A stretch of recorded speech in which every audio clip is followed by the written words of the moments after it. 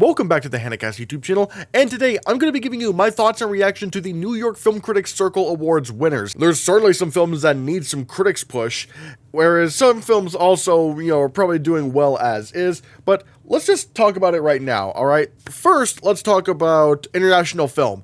All We Imagine is Light.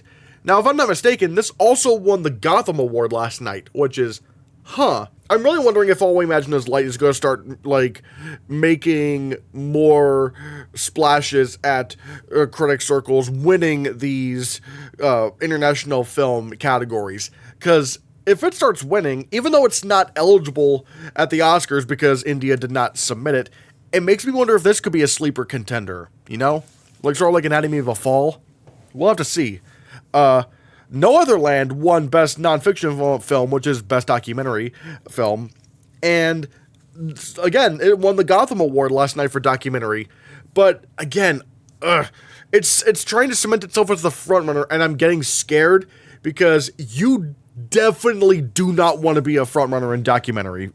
You do not want to be a documentary frontrunner because you will get snubbed. Now, yes, a lot of these, for example, like Won't You Be My Neighbor or Jane or Life Itself. These were celebrity documentaries. But at the same time, you also have movies like The Rescue, which was maybe considered a frontrunner. You have Goodnight Oppie, which was, a frontrunner for a bit. And then you had... Even Beyond Utopia ended up missing the Oscar nomination. So it's No Other Land is in a very dangerous spot right now. Because, it looks good that it's winning stuff, but man, you just do not want to be a documentary frontrunner. You do not want to be a documentary frontrunner, but we'll see. Nickel Boys won Best Cinematography, which is interesting. I'm starting, we'll get to, some of the others here in a bit, but I'm not gonna lie, Nickel Boys is starting to become a lot more of a presence than I thought it would be. Critics are really starting to go for this. Best Animated Film went to Flow. That's nice. I love Flow. Flow's great. I think my favorite animated film of the year right now is Memoir of a Snail. Even though I don't think Flow is winning the Oscar, obviously. I think that's easily going to The Wild Robot. But still, it is nice that Flow is winning some stuff. I still need to see Wallace and Gromit, Vengeance Most Foul. I haven't seen that yet.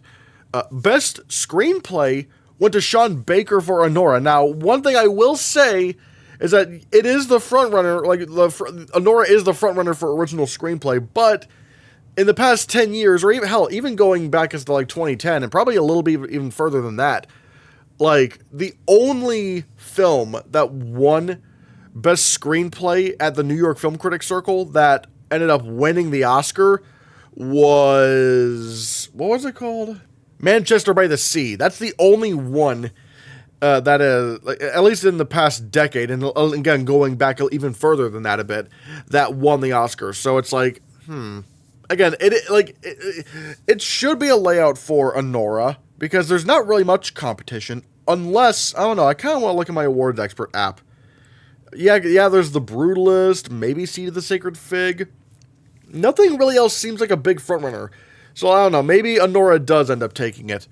Because, maybe?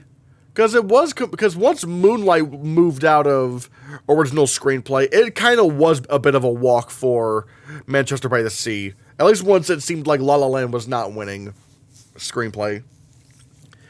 Supporting actress, Carol Kane for Between the Temples. I think this is just a win that's just not really going to repeat itself. I don't even know what this movie is, so alright. Kieran Culkin wins supporting actor for A Real Pain. That's interesting. Again, I'm wondering if A Real Pain's going to make a big splash in that. Right now I have put Kieran Culkin in my 5 for supporting actor, although it wasn't because of this. So I'm wondering. Again, I'm wondering. Marianne Jean-Baptiste for Hard Truths won Best Actress. Again, this is one where I'm also alright, yeah, I could maybe see her happening. But again, it really is tough. I'm kind of wrestling with my lead actress lineup. I've taken Amy Adams out, and I've put in Angelina Jolie as the winner, which people are probably going to be going, why? Why don't you have Mikey Madison? like I've already explained it. Like, I don't know. I'm really kind of looking out to see if The Substance is going to become a real thing, and Demi Moore actually starts getting nominated for lead actress, and the film is in Best Picture. That's what I want to see. I want to see like if The Substance can get into Best Picture. If you know, like if The Substance is in Best Picture, then Demi Moore I feel like could win lead actress.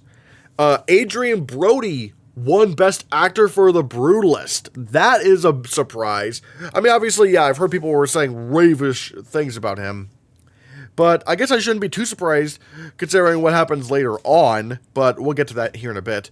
Ramel Ross, just like at the Gothams last night, wins Best Director for Nickel Boys. That's fascinating. I'm wondering if, like, Ramel Ross can actually be more of, like, a staple. Although, he is a bit of a newcomer in director, and those don't usually win Best Director that much. Not really. Still, this is looking good for him so far. So we'll have to see. And then, The Brutalist wins Best Film. Alright. Let's unpack this. Alright, which films have had, like, the biggest boost? Well, obviously, yeah, The Brutalist is doing pretty well. At least with the New York Film Critics Circle. Like, I'm wondering, like, how many critics have seen this movie, considering there haven't really been any screeners going out. But, still, I'm thinking that The Brutalist could be, like, The Power of the Dog, or Roma, or something like that, where it's, like, seeming like the big frontrunner at first. But for that to happen, I think I would also need to see Brady Corbett winning director. And obviously, with the Gothams and the New York Film Critics Circle, it's not over. It's absolutely not over. But so far, I'm like, you know, I need to see Brady Corbett winning some stuff before, you know, maybe before it starts, like the movie starts becoming a big front runner. But we'll have to see. But still, Nickel Boys doing pretty well. It's doing pretty well here. I've now put Nickel Boys in, hell, I put it in my top 5 on Award Expert. I think it's pretty much becoming undeniable that Nickel Boys is happening. I've taken out See the Sacred Fig, because it seems like people are caring about that movie less and less and less. So we'll have to, but again, we'll have to see. Maybe the film still gets an original screenplay nomination. But right now, like, I really need to see how far cinematography goes, because this could be something where it's like maybe Nickel Boys could win cinematography. Maybe, because it does have a good narrative behind it. But again, it's one of those things where I need to see what the cinematographers actually do. Because Top Gun Maverick was sweeping, and it didn't even get nominated at the Oscars. So we need to see what's actually happening here. What else could I really talk about?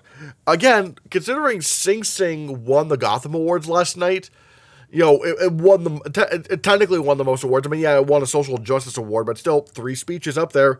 It makes me think that Sing Sing is coming back. But again, the Nickel Boys is really proving itself. It's really proving itself to be strong. And oh my god,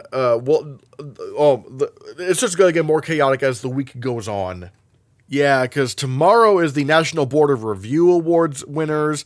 Then Thursday is the AFI Top 10 Films. And I will say, on Friday, I am going to be doing my final Golden Globes nomination predictions, because I want to see what National Board of Review and AFI does before I do that. And also, on Friday, a couple of members-only videos will be popping up, which are the Michigan Movie Critics Guild nominations and the Seattle Film Critics Society Awards nominations. Those will be for members only, but like I said, National Board of Review, AFI, and Golden Globe nomination predictions, those will be free. Those will be up there for public people and stuff.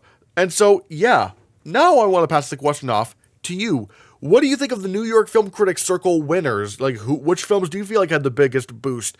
Let me know in the comments below what you think, and consider hitting that subscribe button, because if you don't, the Nickel Boys will become the Quarter Boys.